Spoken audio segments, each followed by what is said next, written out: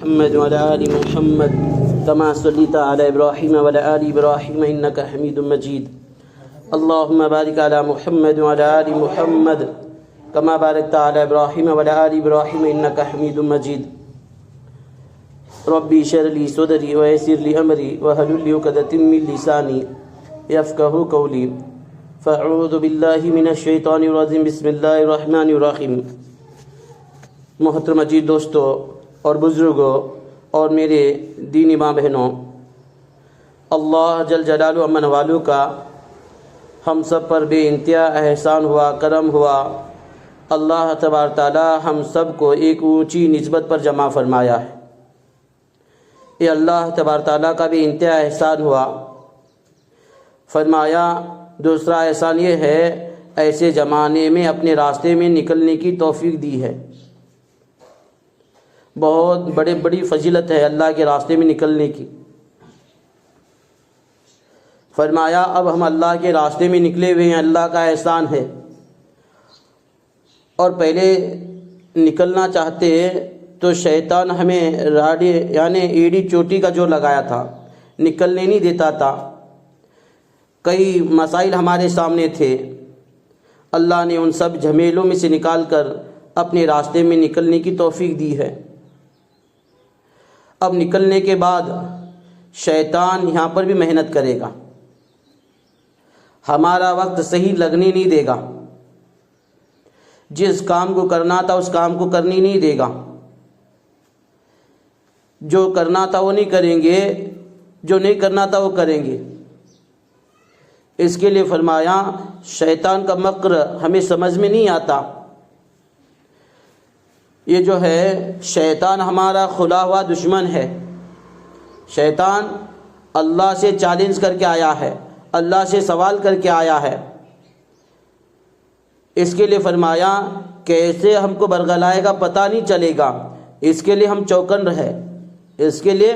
چوکن رہے کہ ہم نکلے کس لیے، ہمارا نکلنے کا مقصد کیا ہے، ہماری نیت کیا ہے. عزیز ماں بہنوں، سب سے پہلے ہماری نیتوں کو درست کرے. ہم سیر اور تفریح کے لیے نہیں نکلے، ہم گھر میں بیجار ہے بول کے نہیں نکلے، ہم تھوڑی آرام کرنے کے لیے نہیں نکلے، بلکہ اللہ کا دین، نبی کریم صلی اللہ علیہ وسلم کا دین پورے کا پورا ہمارے زندگی میں آیا. ان فکروں کو لے کر نکلے ہوئے ہیں. یہ نہیں کہ بھئی کسی کو حاجی اور نمازی بنانے کے لیے. شیطان دھوکے میں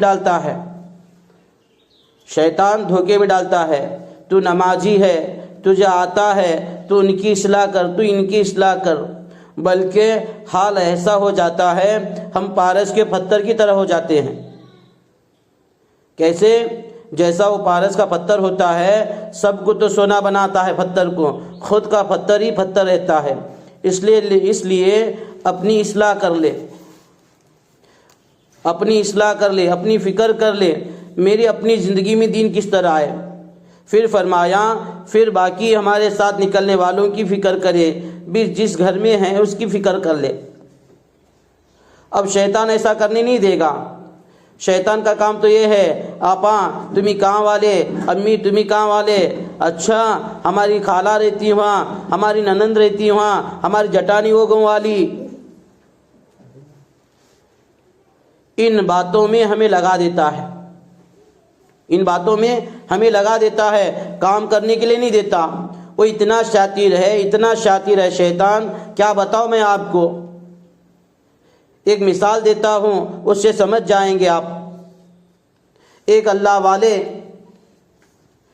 نماز کے لیے، صبح کی نماز کے لیے مسجد کو جا رہے تھے. ایک اللہ والے صبح کی نماز کے لیے مسجد جا رہے تھے. راستے میں پیر پھسلا تو گٹار میں گر گئے. تو اب یہ اٹھے، نماز کے پاکی میں نا 7 اندر کے 7 باہر کے، یعنی جو 7 باہر کے ہیں سب سے پہلے کیا ہے کہ زمین کا پاک ہونا، بدن کا پاک ہونا، کپڑوں کا پاک ہونا. اب آدمی گٹار میں گر گیا ہے، گٹار تو گندی جگہ ہے، پھر اس کا پانی گندا ہوتا ہے، اس کے لیے تو گٹار کہتے ہیں. اب یہ صاف کرنے کے لیے اب یہ گھر کو گئے، پھر کپڑوں کو بدلا، پھر نہائے، پھر نماز کے لیے نکلے، پھر دوسری مرتبہ اسی گٹار میں گرے،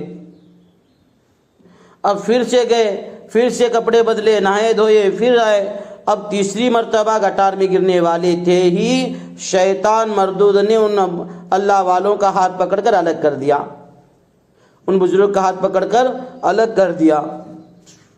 اللہ والے تھے، شیطان کو پہچانے اور کہنے لگے، ارے مردود، تو کب سے اچھا کام کرنے لگا، تو کب سے بھلا کام کرنے لگا؟ شیطان ہنسنے لگا اور کہا، حضرت میں اچھا کام نہیں کرتا، یعنی میری ہسٹری میں اچھا کام کرنے کا لکھا ہی نہیں ہے، اس میں میرے بہت بڑا راج ہے، اس میں میرا بہت بڑا مقصد ہے۔ وہ اللہ والے پوچھے، تیرا اس میں کیا مقصد ہے؟ میری تکبیر اولا چکتی تھی، میری نماز قضا ہونے کا پوزیشن تھا، اب تو ایسے میں میری حفاظت فرمایا، اب تو کہہ رہا ہے اس میں بڑے راج ہے، کیا بات ہے؟ تو شیطان کہنے لگا، جب تم پہلی مرتبہ گٹار میں گرے، جا کر کپڑے بدلے، نہائے، تو اللہ رب العزت تمہارے پچھلے اور آنے والے اگلے گناہوں کو معاف کر دیا۔ دیکھو کتنا شاطر ہے، تمہارے جو گناہ ہوئے اور آگے آئندہ آنے والے زمانے میں بھی گناہ کریں گے، وہ سب اللہ رب العزت کہا معاف کر دیا۔ اور فرمایا، جب تم دوسری مرتبہ گرے، جا کر کپڑے بدلے، نہائے، فرمایا اللہ رب العزت نے پورے تمہارے خاندانوں کے گناہ کو معاف کر دیا، اس میں عورتیں مردے سب آ گئے، پورے خاندان، اگلے پچھلے گناہوں کو معاف کر دیا اللہ نے۔ پھر اگر تیسری مرتبہ تم گرتے ہیں، خدا کی قسم مجھے اس کا ڈر تھا کہیں اللہ رب العزت نے ان کے نہانے دھونے کی وجہ سے پورے امت محمدیہ کے گناہوں کو بخش نہ دے۔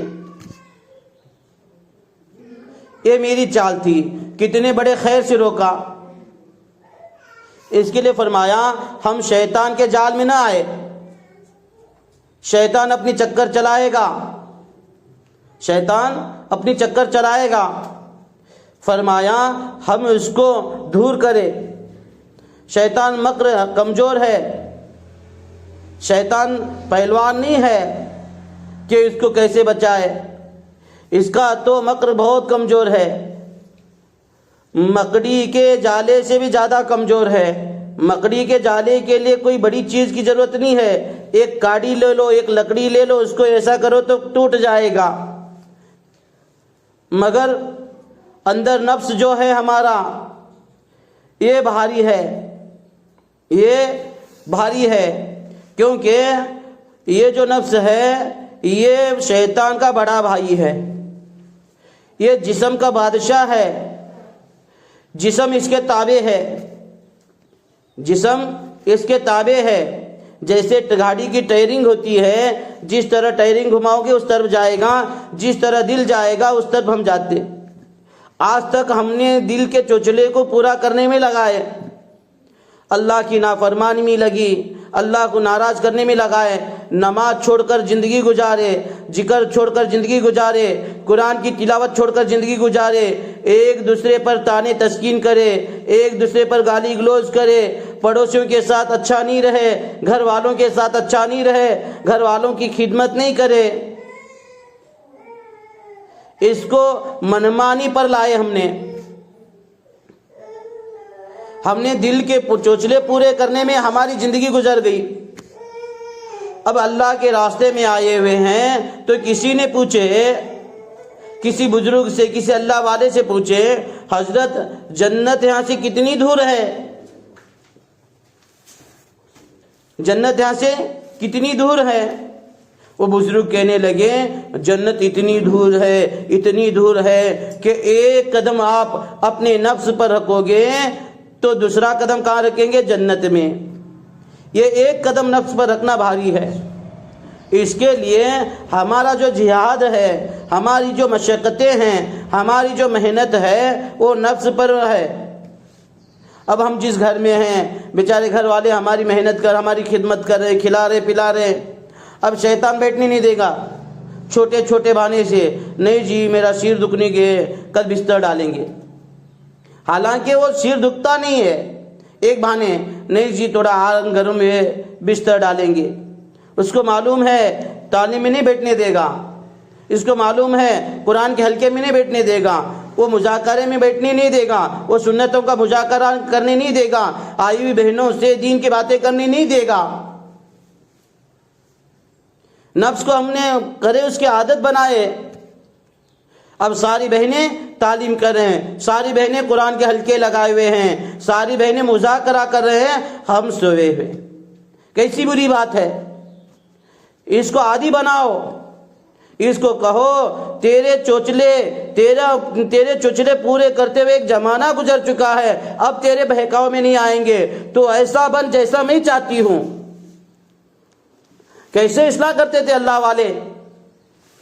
ایک بات بتاؤں کیسے اصلاح کرتے تھے؟ ایک اللہ والے کا گزر ایک جنگل میں ہوا، بڑا باغیچہ تھا خربوزے کا، بڑا باغیچہ تھا خربوزے کا۔ اب ان کا دل چاہ رہا ہے اس کو کھانے کو، دل چاہ رہا ہے، قدم اکڑنے کے لیے تیار نہیں ہے، قدم اکڑنے کے لیے تیار نہیں ہے۔ مگر یہ اللہ والے تھے، معلوم تھا اس کے اگر میں اس کے چوچلے پورے کروں گا تو یہ مجھے سدھرنے نہیں دے گا، یہ جو چاہتا وہ کروں گا تو یہ مجھے جہنم کی طرف لے کر جائے گا، یہ جو چاہتا وہ ایسے کروں گی تو مجھے اللہ کی نافرمانی پر لگائے گا۔ وہ اللہ والے کو معلوم تھا انہوں نے اس کے بہکاؤ میں نہیں آئے، مگر ماننے کے لیے تیار نہیں تھا وہ۔ کیا ہمارا دل، وہ بزرگ کیا کریں، ان کے پاس ایک کپڑا تھا، مٹی کا ایک ڈھیلا بنائے خربوزے کے شکل میں، اب اس کو اپنے کھندے پر لٹکائے۔ اب جا رہے تھے، کھیتی کے مالک نے دیکھا، باغیچے کا مالک نے دیکھا تو یہ اپنے دل میں کہنے لگا یہ میرا خربوزہ چوری کر لے کر جا رہا۔ حالانکہ اس کو ڈاؤٹ تھا، صرف پوچھ لے کے کلیئر کرنا چاہتا تھا۔ تو ان بزرگ کو آواز دیے، بزرگ تمہارے پاس کیا ہے، تمہارے کھندے پر کیا ہے؟ بزرگ پلٹ کر دیکھے مگر بولے نہیں، اس کو دیکھ کر، مالک کو دیکھ کر اور بھاگنے اور چلے۔ تو اس کو ذرا شک چینج ہو گیا، ہاں یہ چور ہے بول کے۔ اب یہ بزرگ بول کے یہ پیچھے جا رہے، پھر وہ آگے، پھر جیسے پلٹ کے دیکھے بزرگ، تھوڑا سپیڈ بڑھائی، پھر اس نے بھی سپیڈ بڑھائی اور اب مالک کو غصہ آنے لگا، باغیچے کے مالک کو غصہ آنے لگا، پھر یہ بھاگنا شروع کر دیے۔ یہ بھی پیچھے گھر کا جو کھیتی کا مالک تھا، باغیچے کا مالک، یہ بھی بھاگنے لگا، یہ بھی بھاگنے لگا۔ اب بھاگتے ہوئے بزرگ کو پکڑ کر پوچھے بغیر پیٹنا شروع کر دیا۔ اب شک یقین میں بدل گیا کہ ہاں یہ چور ہے۔ پھر اوپر وہ پیٹنے لگا، جیسے وہ مارتا تھا بزرگ کہتے تھے کھا خربوزہ، چکھ اس کا مزہ، تجھے کھانا ضروری تھا نا، کھا لے بھی۔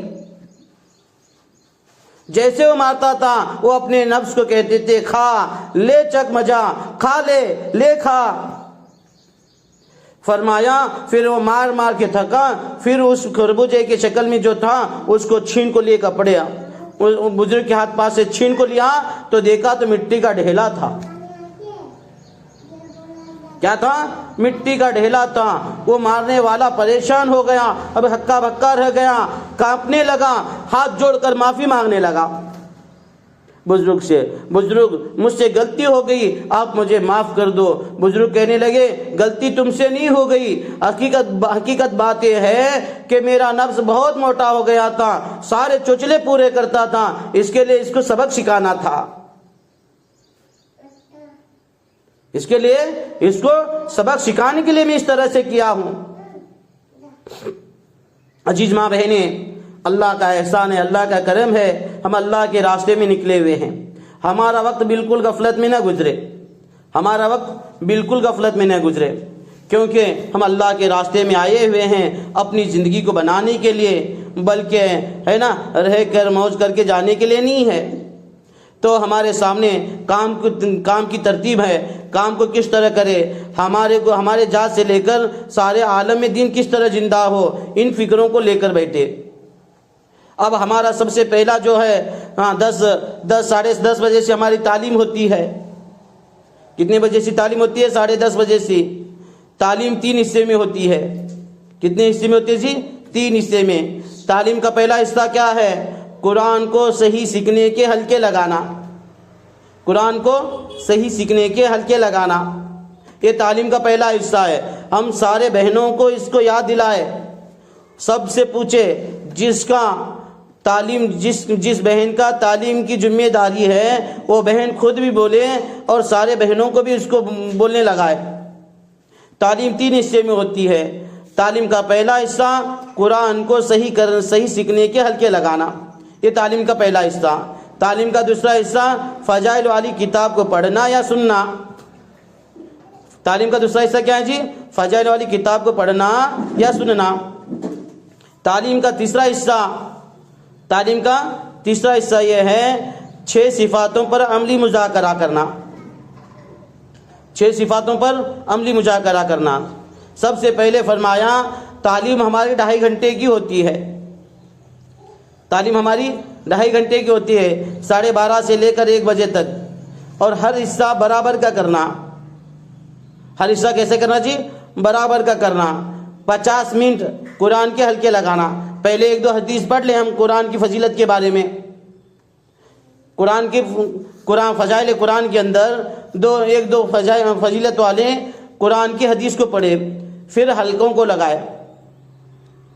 50 منٹ قرآن کو سیکھنے میں لگائے۔ اب قرآن میں سیکھنے میں کیا ہے؟ پہلے کلمے کو درست کرے۔ قرآن کے حلقے لگانے کا مقصد کیا ہے؟ پورا قرآن شریف کا سیکھنا مقصود نہیں ہے، بلکہ پورے 10 سورتوں کا بھی سیکھنا مقصود نہیں ہے، بلکہ ہمارا ایک حرف صحیح ہو جائے، ہمارے سورہ فاتحہ صحیح ہو جائے، ہمارے 4 سورتیں صحیح ہو جائے، ہمارا کلمہ صحیح ہو جائے۔ جس بہن کو آتا ہے وہ سکھانے والی بنے، اور جس کو قرآن کے جب حلقے لگاتے ہیں تو ٹیک لگا کر نہ بیٹھے، پیپر ڈال کر نہ بیٹھے، محتاج بن کر ادب کے ساتھ ہم قرآن کو سیکھنے والے بنے۔ کیسے؟ محتاج بن کر ادب کے ساتھ ہم قرآن کو سیکھنے والے بنے۔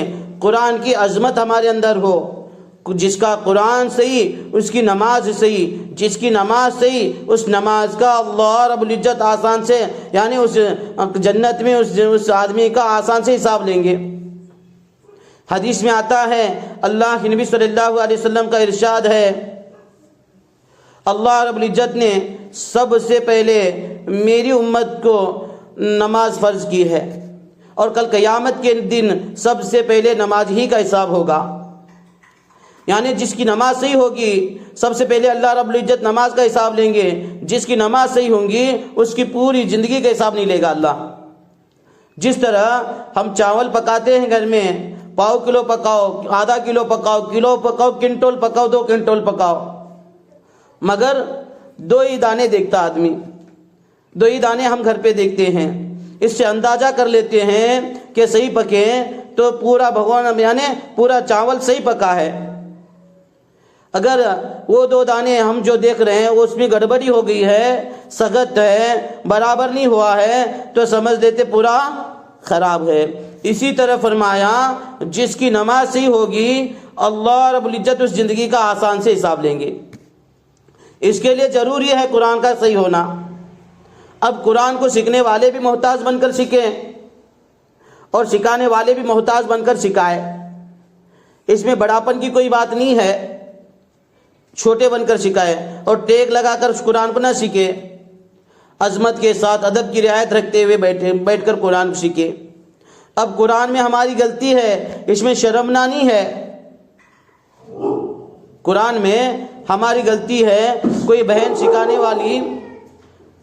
بہن قرآن کو سکھانے والی ہماری غلطیوں کو بتا رہے ہیں تو اس پر اڑے نہیں، ہم لوگ اس پر اڑے نہیں، غصہ نہ کرے بلکہ تسلیم کر لے اور اس بہن کا شکر ادا کرے، اس بھائی کا کیا کرے، ہمیں شکر ادا کرے۔ یہ نہیں کہ ہمارے گھر میں وہ ہیں، میں پہلے جماعت میں گئی تھی، ہمارے ساتھ عالمہ تھی، انہوں تھے، میرا قرآن صحیح بولے، آپ غلط بتا رہے، یہ نہیں، بلکہ تسلیم کر لے اور مان لے، پھر اس الفاظ کو اس کو قرآن کو صحیح کرنے کی فکر کرے، کیونکہ ایمان والی عورت، ایمان والا مرد ایک دوسرے کے آئینے ہیں۔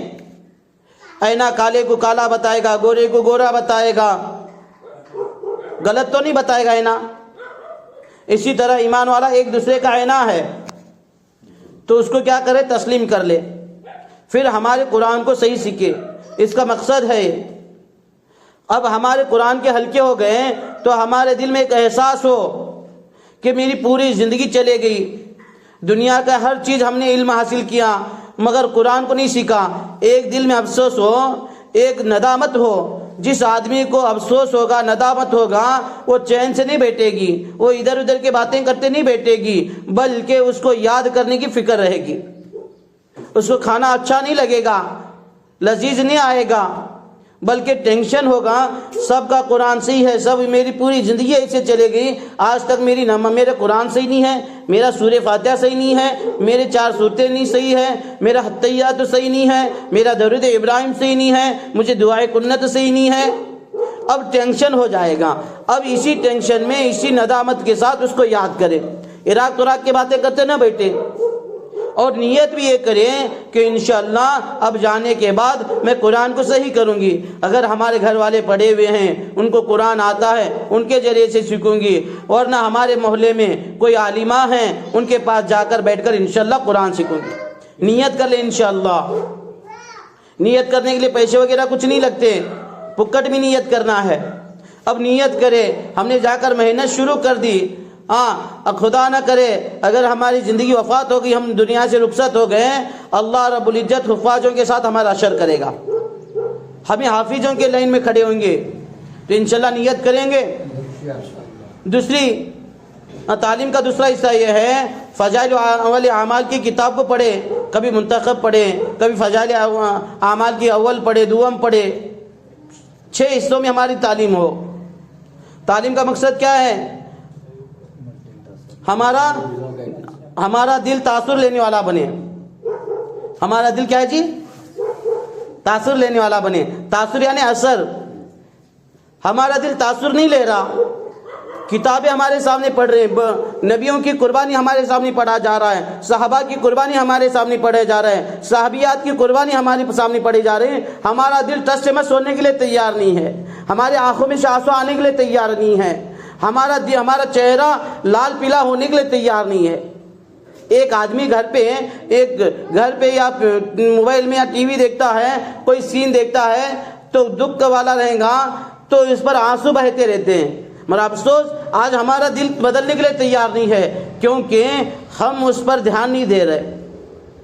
ہمارا دل تاثر کب لے گا؟ تاثر کس کو کہتے ہیں؟ اثر لینے کو کہتے ہیں۔ تاثر کسے کہتے ہیں؟ اثر لینے کو کہتے ہیں۔ جیسے کوئی نقصان ہو گیا تو دل غمگین ہو جاتا ہے، چہرے پہ پتہ چلتا ہے، پوچھ لیتے ہیں لوگ کیا بات ہے، پریشان نظر آ رہے ہیں۔ کوئی خوشی کی بات ہے، بولنے کی ضرورت نہیں ہے، چہرہ بتائے گا، چہرہ بتائے گا، پوچھ لے گا کیا بات ہے، کیا بہت خوش نظر آ رہے ہیں۔ اس طرح فرمایا ہمارے سامنے حدیثیں جب پڑھتے ہیں تو ہمارا دل کب تاثر لے گا؟ اس میں جنت بھی ہے، جنت کے تذکرے ہیں، جنت ایمان والوں کے لیے، ایمان والیوں کے لیے بنائے ہیں، جنت ہمیشہ ہمیشہ کے رہنے کا ٹھکانہ ہے، جنت عیش و عشرت کا جگہ ہے۔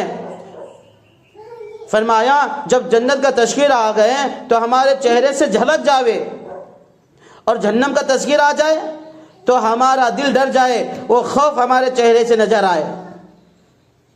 صحابات کی قربانی پر ہمارے آنکھوں سے آنسو نکلے۔ صحابہ کی کیا قربانی ہے، وہ اللہ کیا بتائیں آپ کو۔ پھر ہمارا کیوں ایسا نہیں ہو رہا؟ ایسا ہونے کے لیے کیا کرنا ہے؟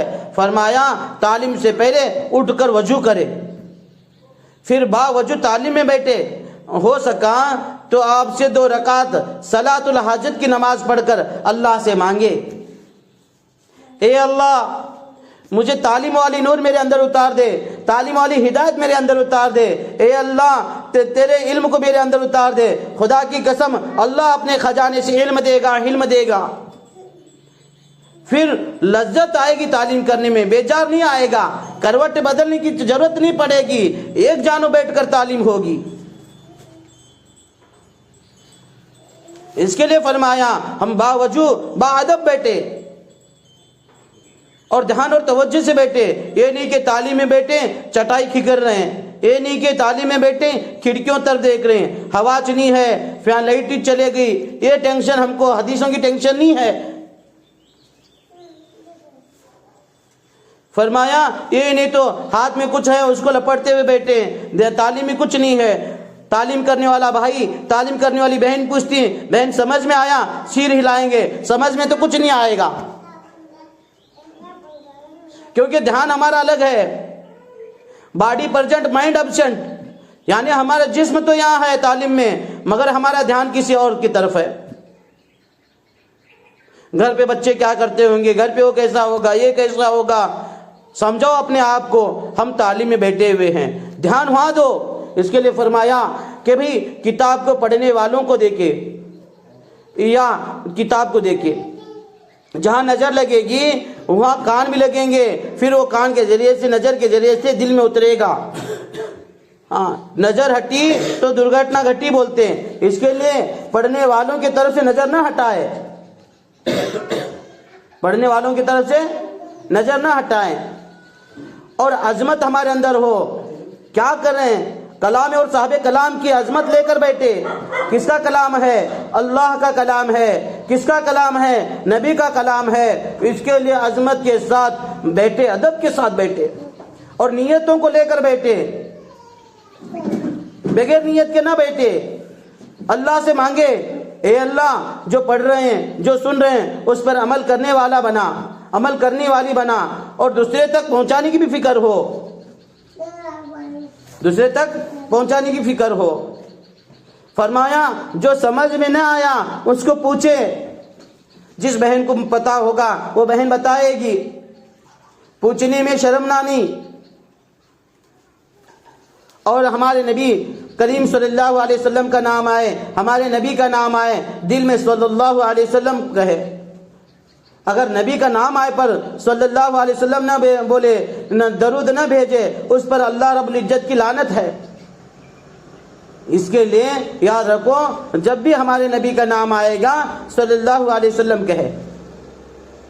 اور پڑھنے والے بھی ایسے ہی نہ پڑھے، پڑھنے والے جو بہن کتابی تعلیم کی ذمہ دار ہے، جو بہن کتاب پڑھتی ہیں، ان کے لیے یہ ہدایت ہے کہ بھئی ایسے ہی نہ پڑھے، ہاں، بلکہ اپنے ساتھ آنے والے ساتھیوں کی یا اپنے بہنوں کی فکر کرے پڑھتے سو۔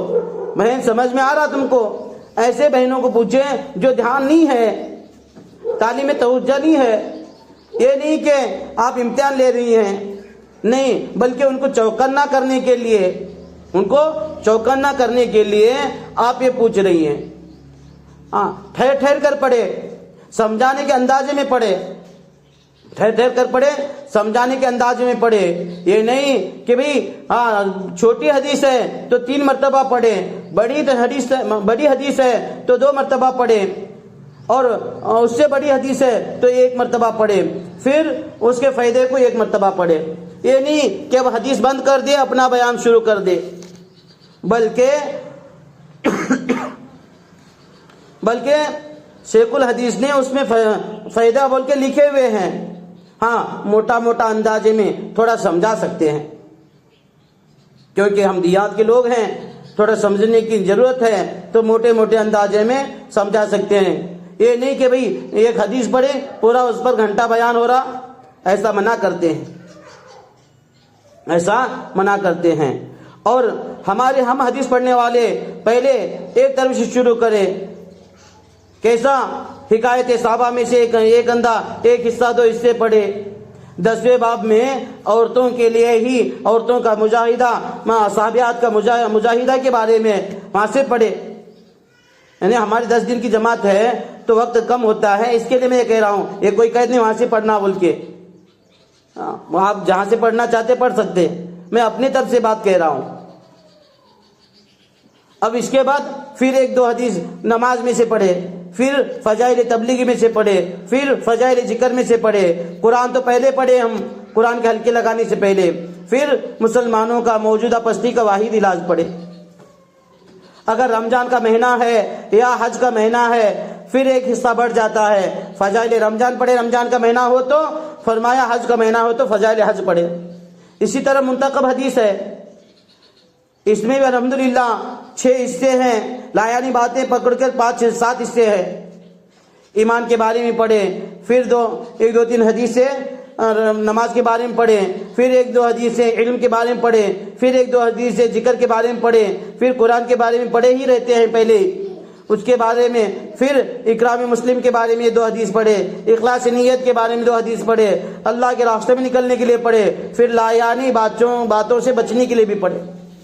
لایانی بہت سخت منع ہے، یعنی جو لایانی باتیں ہیں ایسے ہیں جیسے اس طرح بالوں کو صاف کر دیتا ہے، جیسے آگ لکڑی کو کھا جاتی ہے ویسے پورے نیکیوں کو ختم کر دیتی ہیں لایانی باتیں۔ پورے اعمال جتنے ہم نے بیٹھ کر اعمال کر کے نیکیاں کرے تھے، آ کے 2-4 منٹ چھٹی ملی، لایانی باتیں شروع ہو گئے، پورا ختم ہو گیا، جو کیا کرایا سمندر میں مل گیا پانی میں۔ اس لیے لایانی باتوں سے بچے۔ یہ جو ہے اس طرح سے تعلیم وہ ہماری تربیت کرنے والی ذات اللہ کی ہے، کوئی بہن کوئی بھائی تربیت نہیں کرے گا۔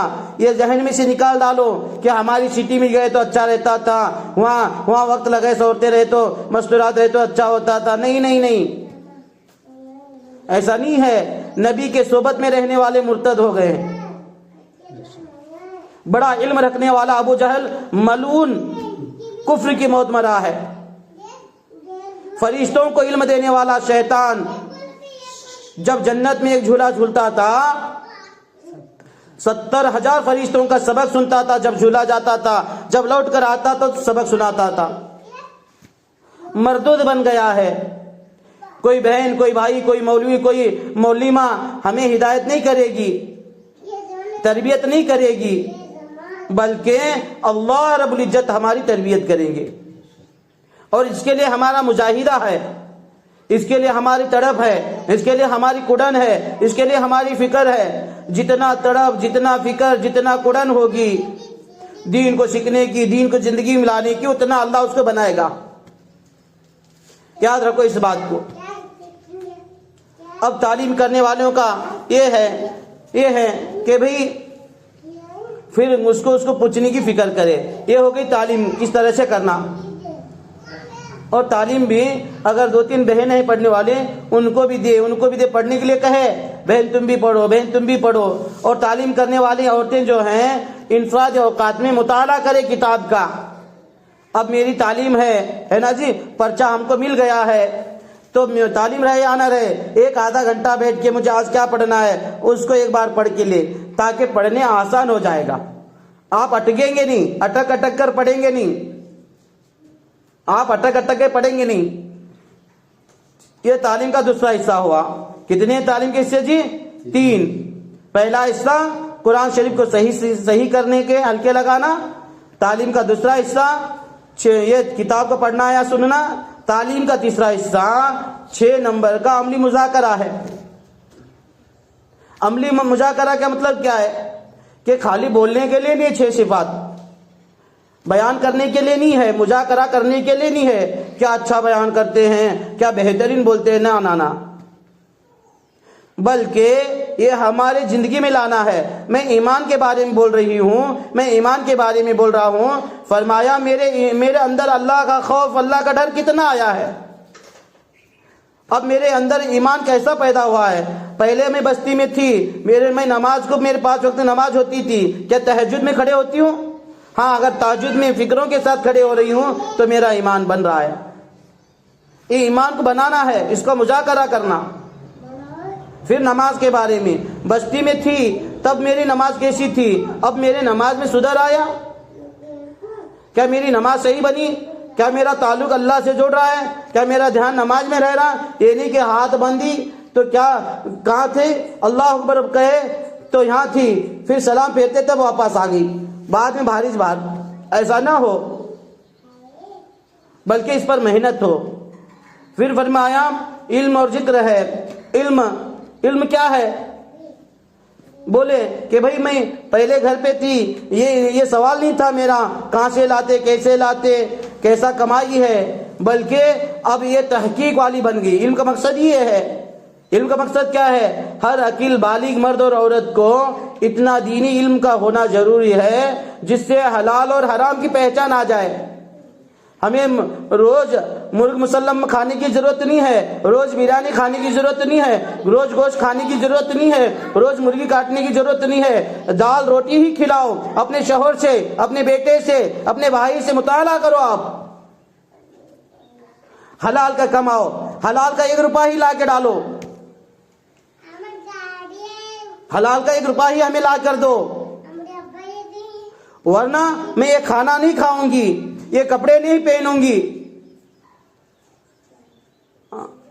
حرام کا کھانا ایک لقمہ ہمارے اندر چلے گیا تو 40 دن کے عمل ہمارے بگڑ جائیں گے. اس کی دعا قبول نہیں ہوگی، اس کی دعا قبول نہیں ہوگی. ہاں، کیا میرا شوہر 2 نمبر دھندے کا کام کرتا ہے؟ کیا میرا باپ 2 نمبر ہے؟ 2 نمبر کا مطلب کیا ہے؟ بیاج کا کہاں ڈالتا ہے؟ کیا جھوٹ بول کر کماتا ہے؟ کیا کسی کو غلط سے یہ کرتا ہے؟ دیکھیں یہ ہمارے اندر تحقیقات آئے. 6 نمبر کا ہے. فرمایا علم ہے. دنیا کی مشغولی چاہے حلال کی کیوں نہ ہو، یہ دل پر اثر کرتی ہے. غفلت کا پردہ پڑتے ہیں، یہ دل کو پتھر سے زیادہ سخت بناتا ہے. اس کے لیے عزیز ماں بہنوں کہ ہم نے اس سختی کو دور کرنے کے لیے اللہ کا ذکر ہے، صبح و شام تسبیحات کی پابندی کرے. اور فرمایا ہم اللہ کے راستے میں ہیں ابھی تو ہماری تسبیحات نہ چھوٹے، یہیں پر نہیں پھر مقام پر جانے کے بعد بھی تسبیحات نہ چھوٹے. جس بہن کو قرآن پڑھنے آتا ہے، ذکر میں افضل و ذکر جو ہے قرآن کی تلاوت ہے. روزانہ آدھا پارا، پارا، پونا پارا پڑھے. اگر جتنا نہیں آتا پڑھنے کے لیے اتنا سیکھنے میں لگائے. اور مسنون دعاؤں کا اہتمام کرے، مسنون دعاؤں کا اہتمام کرے. اس کے بارے میں ہمارا مذاکرہ ہو، علم کے بارے میں، ذکر کے بارے میں، ہے نا جی. پھر فرمایا اکرام مسلم ہے. ہمارا رویہ گھر والوں کے ساتھ کیسا ہے؟ سمجھ میں آ رہا بھائی ساتھی؟ ہمارا گھر رویہ مرد حضرات کے لیے خاص یہ بات ہے کہ اماں عائشہ رضی اللہ تعالیٰ عنہ فرماتی ہے سب سے اخلاق والا کامل مومن مرد کے لیے کیا کہہ رہے ہیں؟ اماں عائشہ رضی اللہ تعالیٰ عنہ فرماتی کون ہے؟ اللہ کے نبی صلی اللہ علیہ وسلم کی ازواج مطہرات میں سے سب سے چھوٹی بیوی، بڑے علم والی، سب سے بڑے علم والی. وہ کہتی ہیں اماں عائشہ رضی اللہ تعالیٰ عنہ فرماتی ہیں کامل مومن، مکمل مومن وہ آدمی ہے جس کے اخلاق اپنی بیوی کے ساتھ سب سے اچھے ہو. ہمارا تو الگ ہے.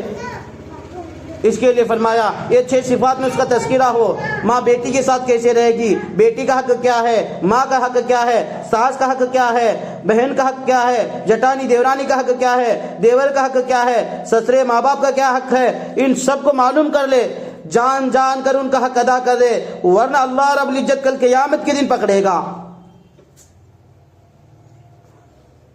اگر سنگ والی بکری بے سنگ والی بکری کو مارتی ہے، کل قیامت کے دن اللہ رب العزت جس بکری کو سنگ نہیں تھے اس کو سنگ دیں گے، اور جو بکری سنگ والی بکری ماری تھی اس کو مارنے لگائیں گے. اللہ اپنے حقوق کو معاف کریں گے مگر حقوق جو ہے جس بندہ کا بندی کا معاف نہیں کریں گے. اس کے لیے اس کی فکر ہو. ہماری 6 صفات میں یہ بولے. اور اللہ کے اخلاص کے لیے، اخلاص کے بارے میں آتا ہے ہم جو بھی عمل کرتے ہیں وہ صرف جو بھی آنے نیک عمل کرتے ہیں وہ اللہ کی رضا کے لیے کرے. نیت میں خطرہ تو جولی میں پھترہ بولتے ہیں. اس کے لیے ہماری نیتوں کو درست کرے. اب ہم اللہ کے راستے میں نکلے ہوئے ہیں، اگر غلط ارادے نیت لے کر نکلے ہوئیں گے تو وہی ہو جائے گا. فرماتے شیخ الحدیث نے لکھے ہیں فضائل تبلیغ کے اندر ایک حدیث ہے، ایک شہید کو بلایا جائے گا، ایک عالم کو بلایا جائے گا، ایک مالدار کو بلایا جائے گا. شہید کو بلا کر کہیں گے اور اللہ رب العزت کہے گا میں نے دنیا میں تجھے کیا کیا انعام نہیں دیے، تجھے صحت دے، تندرستی دے، طاقت دے، ذری بنایا، تو نے کیا کیا؟ وہ شہید کہے گا اے اللہ، شہید کہے گا اے اللہ میں نے تیری رضا کے لیے جہاد کیا حتیٰ کہ جا کر شہید ہو گیا. اللہ رب العزت فرمائیں گے نہیں تو جھوٹ بولتا ہے، تو سب اس لیے کیا تھا لوگ تجھے شہید کہیں، بہادر کہیں، لوگ کہے تیری نیتیں تھی لوگ مجھے شہید کہیں دے، مجھے بہادر کہیں دے بول کے. اب تیرا شہید ہونا جو کہنا تھا وہ ہو گیا. اب اس شہید کو منہ کے بل کھینچ کر جہنم میں پھینک دیں گے. شہید کا مرتبہ جانتے میرے عزیز دوستو؟ شہید کا مرتبہ یہ ہے اس کا خون کا ایک قطرہ زمین پر پڑنے سے پہلے اللہ رب العزت اس کی مغفرت کر دیتے ہیں، باقی قطرات کو بلند کر دیتے ہیں، یعنی اس کے درجات کو بلند کر دیتے ہیں۔ اسی طرح بات لمبی ہو رہی ہے، مختصر میں ختم کرتا ہوں۔ اسی طرح فرمایا عالم کو بلایا جائے گا، پھر اس کو پوچھے گا تجھے میں نے دنیا میں تجھے اتنے انعام دیا تھا، صحت دیا تھا، تندرست دیا تھا، فرمایا ایمان دیا تھا، فرمایا پھر کہے گا علم دیا تھا، تو نے کیا کیا؟ وہ عالم کہے گا اے اللہ میں نے تیری رضا کے لیے قرآن سیکھا، میں نے تیری رضا کے لیے قرآن سکھایا۔ اللہ کہیں گے نہیں، تو جھوٹ بولتا ہے، تو نے قرآن سیکھا اور سکھایا اس لیے تجھے لوگ قاری کہیں گے، لوگ تجھے مولانا کہیں گے۔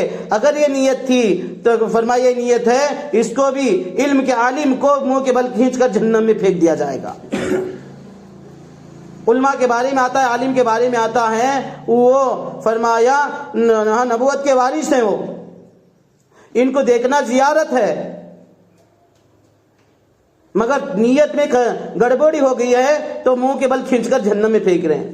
ایک مالدار کو بلایا جائے گا، ایک مالدار کو بلایا جائے گا، اس سے بھی سوال کیا جائے گا میں نے دنیا میں تجھے مال دیا تھا، تیرا رتبہ بڑا کیا تھا، تجھے سب کچھ دیا تھا، تو نے کیا کیا؟ وہ مالدار کہے گا اے اللہ میں نے تیرے دین کو بلند کرنے کے لیے مسجدیں بنائے، مدرسے بنائے، کنویں کھودے، ایسے غریبوں کی شادی کی، ہر خیر کا کام میں نے کیا، ہر خیر کا کام میں نے کیا۔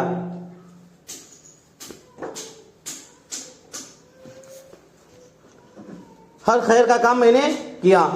اس مالدار کو بھی، اس سکی کو بھی نیت، اللہ کہے گا نہیں تو جھوٹ بولتا ہے، تو نے تو اس لیے کیا تھا کہ لوگ تجھے مالدار کہیں، سکی کہیں، اس کو بھی منہ کے بل کھینچ کر جہنم میں پھینک دیا جائے گا۔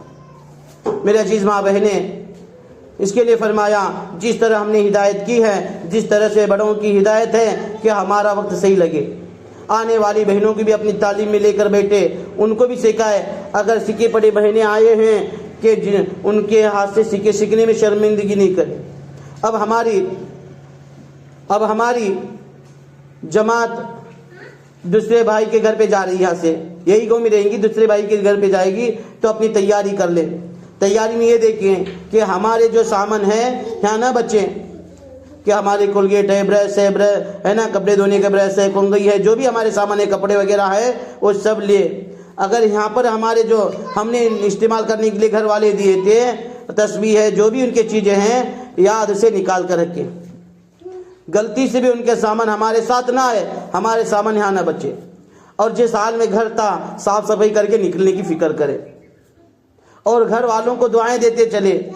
گھر والوں کی بڑی قربانی ہے، اللہ ان کے قربانی کو بھی انتہا قبول فرمائے۔